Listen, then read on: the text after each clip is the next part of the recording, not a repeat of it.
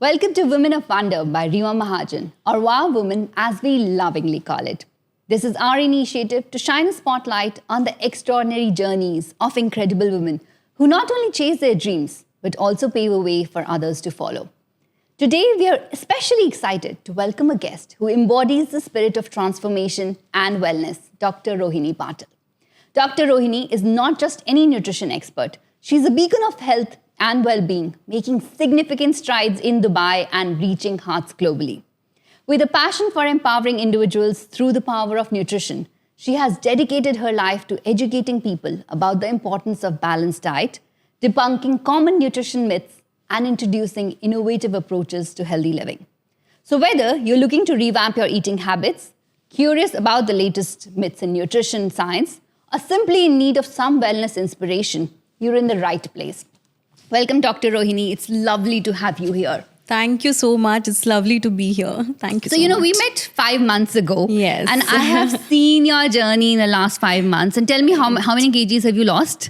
So total almost 20. Since the last 5 months, it's 8. Brilliant. Yeah. And you are a live example of how to lose weight postpartum, isn't it? Right. So we're going to deep dive into your journey. But my first section is actually debunking some myths. Yes. Let's debunk these, so-called sayings in the industry, researches, publications that we've heard. And this is something which we were discussing earlier on today. And my first question to you, and you can say true, false, agree, do not agree, is that intermittent fasting causes heart attacks. So I came across this research and, I was really, it was hard for, as a doctor, your first reaction is, you try to make sense of it. Okay, what must be the mechanism causing it? Because when you study medicine, you study everything in detail. So basically you can scan the body inside out and you know what physiological processes happen. And it wasn't holding true. So in fact, intermittent fasting is a very age-old practice. It's popular from our ancestors. It's not a new fad which was developed recently. And because of that, like in every religion, there's fasting. You name a religion and there's a practice of fasting. That is because intermittent fasting and fasting itself has the power to heal your body. It is anti-aging. It helps you heal your digestive health. It secretes and increases the production of growth hormone, which helps your brain function better. And it also helps you reduce your cholesterols. It protects your heart. So I don't think it's going to cause any heart attacks or any strokes. So I think it's a misconception. And, again, this keeps happening in the medical industry that there's a research published. And then in a few years, there's another research published which says that, no, this wasn't true, that was true. So it's just a matter of time. But I don't think intermittent fasting is going to give you a heart attack. And intermittent fasting is self-healing, as you said. Yes, it is. Now, like every other woman here, I want to lose weight. And I think carbs are my enemy. Do you agree or disagree? Carbs are not your enemy. In fact, you need carbs for better hormonal functioning. You need carbs for your thyroid functioning. You need the right amount of carbs and you need the right carbs. So if you're going to reach out to processed breads and processed foods as your carbs, then it might not help you. Then that is your enemy. But if your carbs are coming from good millets, a naturally, made food which is made at home in your kitchen, like rice and brown rice and even rotis that we eat, then that's a good carb and that's going to help you. So the right amount of carb and the right type of carb is very important. Brilliant. And so we talked about carbs. Now, another thing which I think makes us fat, do fats make us fat? No. Why do you say that? So the name is fat. In fact, fats make you lose fat. Okay. My morning starts with 1 big tablespoon of ghee and coconut oil. I love to put that in my coffee, but you can do without it also. Right. And that's how my day starts. And I think that has been the biggest, reason why I have been able to lose weight in a healthy way without losing my hair, with my skin being intact. So I think fats, in fact, help you lose weight because it balances your hormones. And when your hormones are not in place, that's when you start putting on weight. Right. So the moment your 4 hormones, the 4 fat-soluble vitamins, that is vitamin A, D, E, and K are in place, then your fat-soluble hormones are in place. Okay. And then that makes sure that you're losing the fat and you're not holding on to fat. So it basically enhances and makes sure that your liver is also functioning normally. So you said fats are good, but fats give us so much more calories, right? So from what I know, carbs give us 4 kilocalories. Right. Proteins give us 4 kilocalories. Yeah. But fats are like 9 kilocalories. yeah. That's a lot more of calories that I'm consuming if I'm consuming Right. fats. Yes, but we don't look at the amount of work that our body has to do to burn that. So if we have to burn 4 calories to burn the carbs and about 5 to 6 calories to burn the protein that you're eating, you have to burn almost 9 calories to burn those 9 calories of fat. So your liver, in fact, has to do more work. So when we talk about increasing your metabolism also, that is where the game of macronutrients come in place. So when you're eating higher amount of proteins and you're eating higher amount of fats, your body has to do more work to metabolize that. And because of that, internally, as you're sitting, you're burning more calories. So that is called as resting metabolism. And when you're increasing your resting metabolism, that happens with high protein, high fat diet, and also with weight training. And when you're doing resistance training, that helps you increase your resting metabolism. And that is one of the best ways to be fit in the longer term without constantly being on calorie restricted diets. Amazing. And while we are on fats, ghee coffee is something you mentioned, Yeah, isn't it? yeah. I have seen a lot of celebs talking about ghee coffee, and it feels like the next fad thing. Right. But doesn't ghee coffee interfere with your intermittent fasting? Like you're fasting for certain hours a day, isn't it? You're typically supposed to miss your breakfast. Right. So technically it does. But you're also, since it's just a ghee coffee, you're not triggering any insulin response. So there's very less amount of insulin that's secreted. Right. So I personally like to do ghee coffee after about 18 hours of intermittent fast. So I break it with ghee coffee and then I get another hour or 2 that I can push for. Okay. But I have patients and clients who've never done intermittent fasting. So after about 12 hours, I give them a cup of ghee coffee, which helps them push a little more. Right. And then continue till 16 hours. Eventually, your body gets used to the pushing and you don't feel hungry after 12 hours. And then you can, slowly. So when you're feeling at your weakest and you feel you cannot continue with the fast, Yes. you can have the ghee coffee. So technically, you're still burning more fat. But you're still getting the benefit of fasting metabolically. But you're just mimicking that fasting mimicking action. But it's not a fast. If you look by the definition, yes, you're breaking the fast. But you're not losing out on any benefit as much, even if you're having the ghee coffee. Got it. And there's another thing, right? Coffee to chalo side pe. Water is something which is recommended, right? Now, how much of water do I need to drink? Do I really need to drink like 8 glasses or like 10 glasses of water every day? No. In fact, you need to drink 2.5 to 3 liters of water. Okay. That is more than enough. And there's this beautiful way of drinking water. I call it water memory or water vibrations. So just, you always should carry your own bottle of water. And every time you're drinking water, you should just have one positive thought for that moment. Okay. If you don't get a thought, just look around and say thank you for the first thing that you see. And then the water that you're drinking will actually heal you. That's called healing property of water. Okay. So even when you're having a tough day and you're just having that one sip of water, just, be thankful that you're getting clean, pure water to drink. And that itself will, make sure that your body is better, your anxiety goes down, and whatever you eat after that will actually heal your body and it'll, make sure the digestion and everything is happening properly. That's a beautiful thought. That's I've never thought about it that way, that, it's a great reminder. So there was a research done. Actually, the molecular structure of water changes when you put in a good thought into it and drink it. And it will heal your body. So moving on, there's this new era of being vegan. Everybody is turning vegan these days, right? Right. Are vegan diets the most healthiest diets on this planet these days? Is that the way to go? So I'm not a big supporter of vegan diets. I'm not a big supporter of any extreme diets. I support intermittent fasting only because it's a lifestyle. It's not a diet. You can still have the amount of carbs you want, the protein you want, the fats you want, and you should always consume everything in balance. Right. With vegan people, I have a lot of vegan patients, and I do see a lot of deficiencies like vitamin D, B12, and protein deficiency. And if you're vegan by choice and for other religious reasons also, you can always take support of supplements.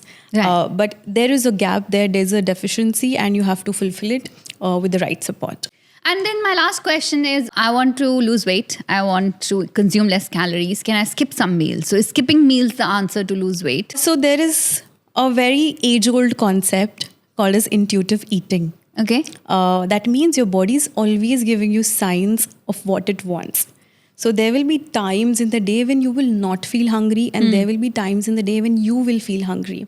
And it's a pattern, and you have to always pay attention to it. And if you pay attention to it for a month, you will understand what are your 2 peak hunger timings. Okay. Mostly for any normal human body, it's twice. So, for example, for me, first peak time is around 1:30 in the afternoon, and second peak is around 6:30, between 6:30 to 7:30. Right. That is when major meals come into place. And then I will be a little hungry around 3 or 4 p.m. and that's when a snack will come in. Okay. And that particular time, and that is basically your diet timings. And your body will always give you sign and signals of what you want. With kids, you will see when they have calcium deficiency, they will eat chalk.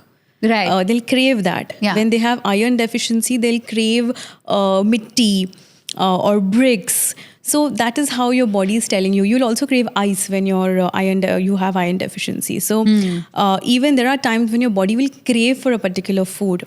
That is because it is giving you a sign, and especially when it's about a particular normal food item, you should eat it because there's a reason why your body is asking for it. So that's called Right. intuitive eating. And if you're eating your food without watching TV, or if you're eating your food without any distractions, your intuitions will be right. So what is important is eating without any distractions, and you will know how much you want to eat, when you want to eat, and what you want to eat. That's really interesting. Yeah. So eating without the phone on and Yeah, scrolling through and the phone. chewing your food, yes. Yeah, and chewing your Chewing your food. food, very important. And cravings being a signal of what your body Yes. really wants. Yes. Really interesting. Very good. So Dr. Rohini, let's go back to your journey. How did you land in the world of nutrition? What inspired you to study in depth about this? And Right. where did it all start? So I think it started with my father. My father's a surgeon. And because of that, I think I always had this passion to be a doctor. But my father's passion was to help me find my passion. And I was into sports. I was a national lawn tennis player. When I played sports, that's when a lot of importance was given on my nutrition and my protein intake and supplements, and I was always on it. After playing nationals for about 2 to 3 years, I figured out that, I want to become a doctor, and my true passion and I think natural liking lies in being a doctor. That's when I did the medical schooling and medical studies for almost 5.5 years. When I finished my MBBS, I realized that every disease can actually start with food, and Yeah. every disease can actually be healed with food and lifestyle modification. And we as a doctor, even when I studied medical science, we were not giving that much importance on it. We were studying the medicines, we were studying the surgeries, we were studying we were studying the cure. We were not studying the prevention, and it really hit me, and I felt very deeply for it. And then after my MBBS, I decided to take up nutrition, study that. After studying that, I realized there was a big gap between what is just calorie counting diets and actually what can heal your body, and the things that can help you prevent it. And even lifestyle habits can be as powerful as diets. And that's when I started writing books and educating people. So I think every human has a purpose on this planet, and for me it's to heal people. Even just if I help few lives lead a better lifestyle, I think I've fulfilled my purpose. That's beautiful. And I think one thing you mentioned is food as a preventive thing Right. instead of using medicines to cure Yes, it. yes. So when patients come to you, and people will come to you for different reasons, some are trying to lose weight, some are trying to gain weight, some Right. come to you for hormonal issues, PCS, Yes. PCOD, iron Absolutely. deficiencies. These are so common Right. to this day. What are the principles that guide you? Yes. For the treatment that you give to your patients? Yes. So a lot of variety of cases we have. I being from a medical background, I like to see their blood work. So how their liver function tests are, how kidney function tests are, what are the cholesterol levels and the blood sugar levels. At my clinic, I also do back in India genetic testing. So it's called nutrigenomics. We study the DNA and what diseases run in the family, especially for people who have chronic diseases. So it's always good to see the genes and know how the preventive measures can be taken for something that can manifest later. Right. After seeing that, I love to get to know the person. So what kind of person you are, what is your lifestyle, what are your likes and dislikes? Because if I'm going to put someone on a diet, and if that is going to be something really strict, it's like being in a jail, it's like a punishment, then I think the negative vibrations start in the body, and that is not where healing starts. So my diets begin with making something as a part of their lifestyle, a part of something that they enjoy, the type of food or the type of cooking they enjoy. Because healthy eating can be, I feel creativity can be molded in any form. The same way, healthy eating can be molded in any form, any style of cooking. You just need to modify the ingredients, the timings, add in a few exercises, and they can be healed. I love to work on the mental health. So I always have a counselor or a healer on board, which can, guide them for some meditation, something that will help the mental health also. Because when I lost my 20 kgs, it went on with a lot of mental transformation from first 5 kgs to the next. So I had to change mentally also as a person to lose that weight.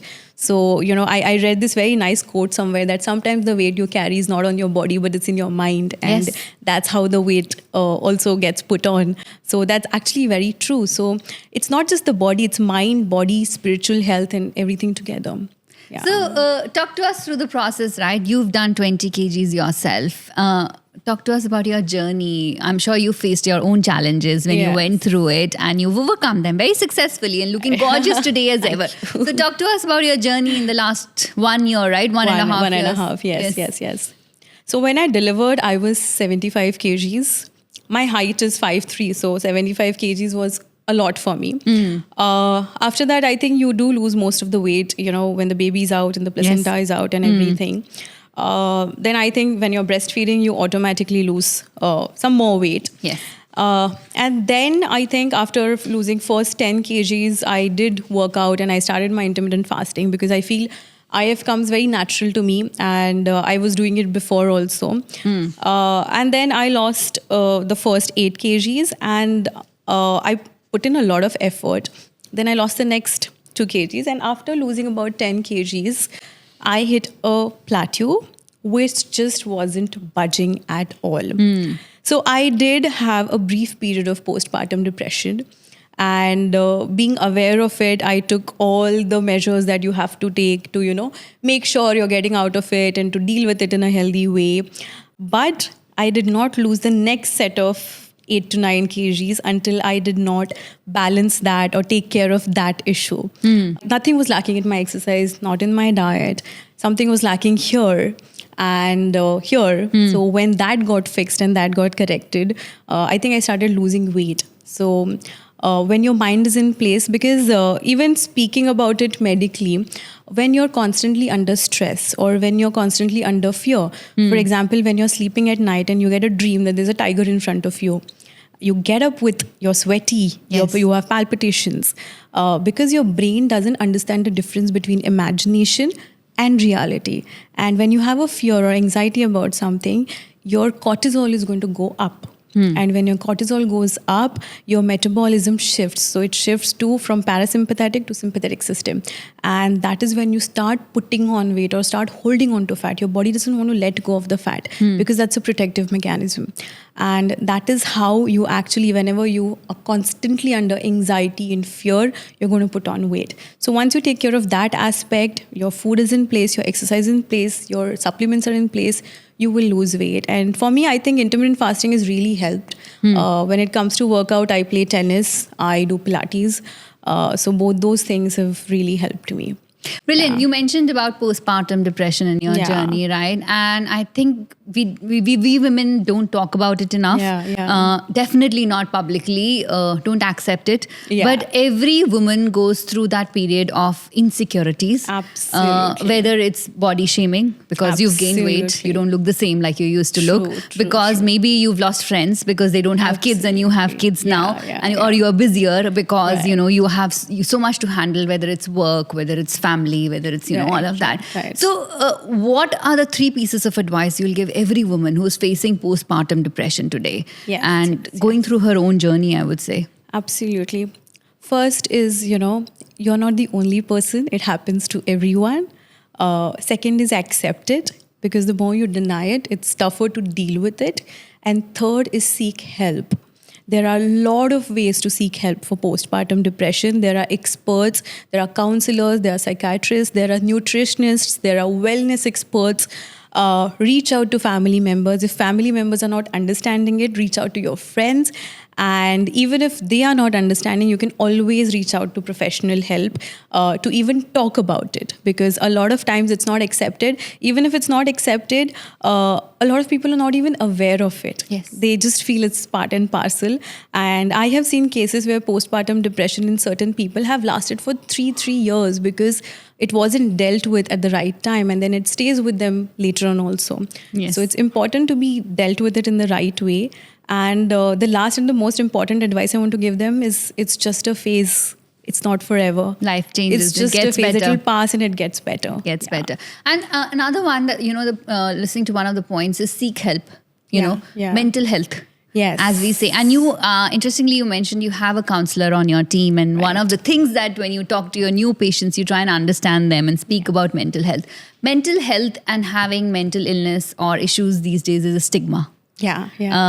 People don't come out openly. It's not like, I have diabetes, I'll go to a Yeah, doctor. yeah. Why do you think so?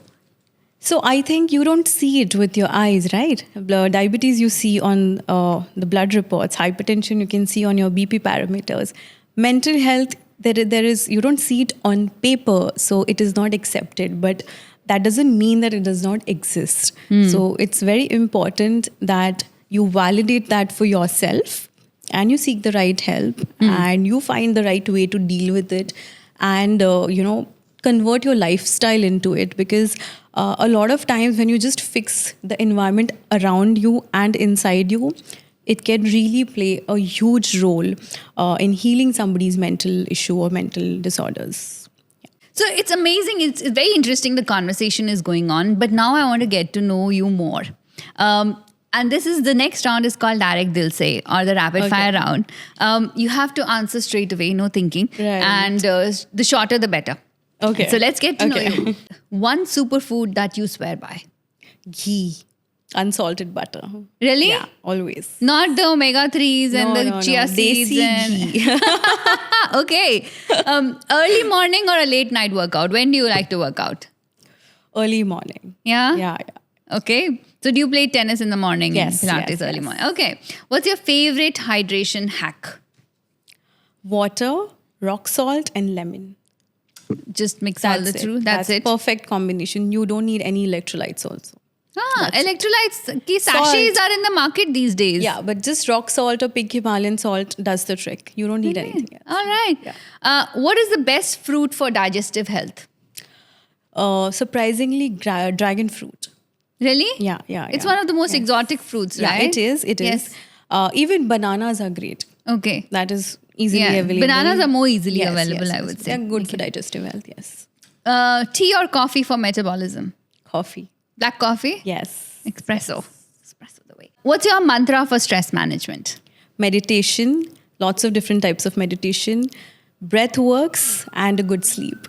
Tell us a quick, healthy breakfast option for everyone. Eggs or paneer or moong chila. Would you recommend a favorite app for meditation or mindfulness? Do you have anything in mind? I like this app called Breathe. Okay. I also follow Mind Valley. So there are amazing meditations on the Mind Valley app. Lots of good ones. Great. What's your go-to resource for nutritional information? Oh, that's a tough one. I know you read a lot. I know you follow Yes. research a lot. But which are the Yes, most yes. trusted sources that you always Yes. kind of follow? So my favorite sources are all the medical books I studied during my MBBS. Right. I can't name an author from Yeah. nutrition, but yeah, there's this doctor called as Nigma Talib. So Okay. she's done good research on gut health. Right. So I have loved to read her book, especially on gut health. Yes. Yeah, but that's it. I think I love to read the proper medical books, and that's how I also validate the theories which get continuously published in the markets, and that's how I'm writing my own books. So my second book is on its way now, and Right. it's called "Let Your Skin Glow and Your Hair Grow." So it's just about skin and hair. Beautiful. We're going to come back to your second book and talk more about it because I'd love to know when Yeah. it's coming and what, Yes. what is going to be in it. But let me finish my last two questions, which is what is the one habit for better mental health that you recommend everyone? Very important one, but underrated, is a good sleep. 7 to 8 hours sleep will help you with your mental health for sure. And second is making time for yourself, and self-care is very important. It has to be a Agreed. priority. Agreed on both of them, I think.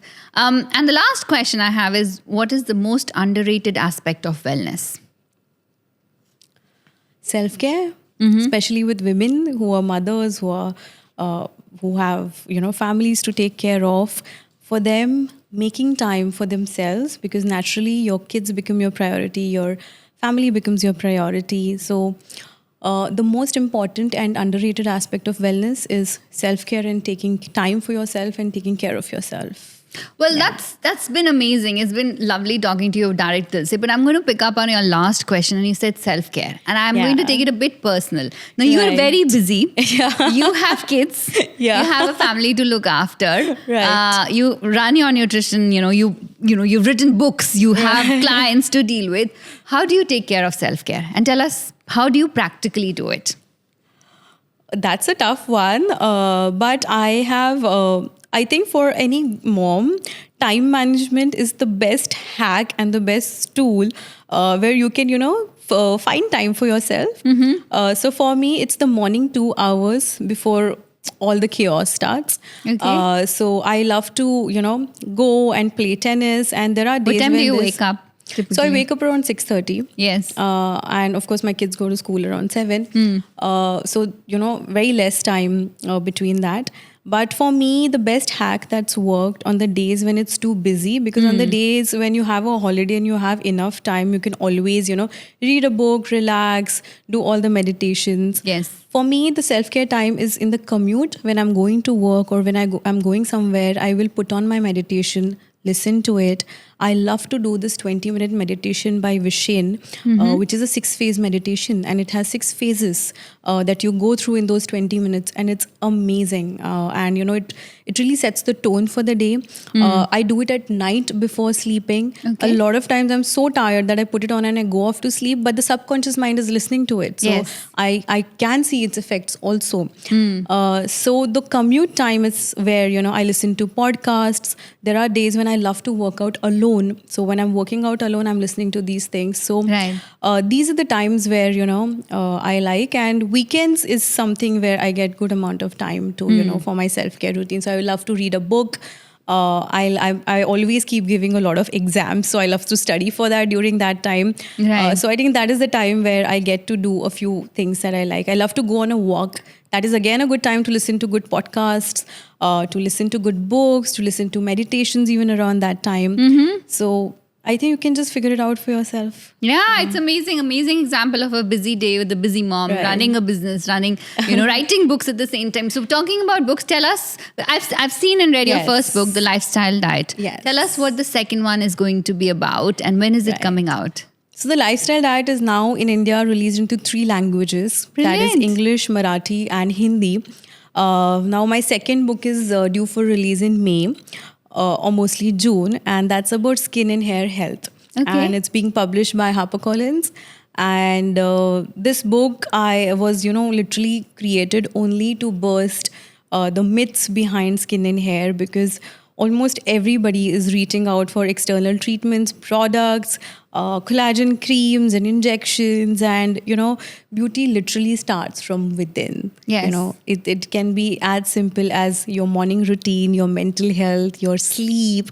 That's where it all starts, and other things are just 10% cherry on the cake. So the entire cake also has to be good, right? Right. And that's why Yes. the book happened. Okay. So Amazing. yes. So we wish you all the very best, Thank and I you so can't wait much. for the book. But tell us about Dubai. Now you're in Dubai, right? Yeah. What are the plans for Dubai, and when does Dubai get to see a lot more of you? Yes. So Dubai happened because I had a few patients from Dubai, and I realized that there is no nutritionist from a medical background who comes from a doctor's expertise. And that's when I figured that, I really want to start here.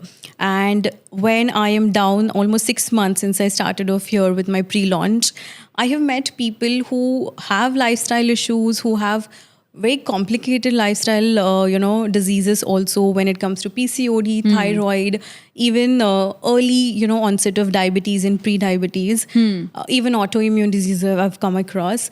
I feel all of these can be dealt with the right nutrition, the right lifestyle management, and with the right food management also. Because we don't always get food from healthy kitchen. So if you just know what to order at a restaurant, if you just know what to eat at a weekend, if you just know what to eat on a holiday, it would make a lot of things easier. And that's where I felt that I need to be here as well. Absolutely, And, yeah. Dubai needs good, people who can guide us where to go and what to order and what to eat and where to start the journeys from. So, for all those watching this podcast, Dr. Rohini is now available in Dubai. Please reach out to her. She's amazing. She's a living example of losing 20 kgs herself. So, no one better to tell you how to lose weight. Absolutely. So, moving on to the last section, Doctor. A lot of Indian women are watching this show. A lot of Indian women want to start their health journey for personal reasons. What is your Right. message to all of them? Yes, it's a very simple message, but it's a tough one to follow. That you start with any lifestyle habit, you need to do it for 120 days. Now, 120 days is a lifespan of your RBCs. Okay. And every 120 days, new RBCs are formed and old ones are removed out of your body. So even if you're starting something with as small as 1 hour walk every single day, do it for 120 days, make it a part of your lifestyle, and you will see its irreversible effect on your body. So, we are in the times of wanting everything fast. But when it comes to wellness and nutrition, it takes time. But once it starts showing you result, it's a part of your body, it's a part of your mind, and it's a part of your lifestyle. So 120 days is your mantra. 120 days is the mantra from our guest of honor today, from our Women of Wonder. Dr. Rohini says that if you want to change your lifestyle, start your wellness journey, do it for 120 days. Well, if you like this episode, please like and subscribe to our channel and share it with your friends. And we will be back with another Women of Wonder very, very soon.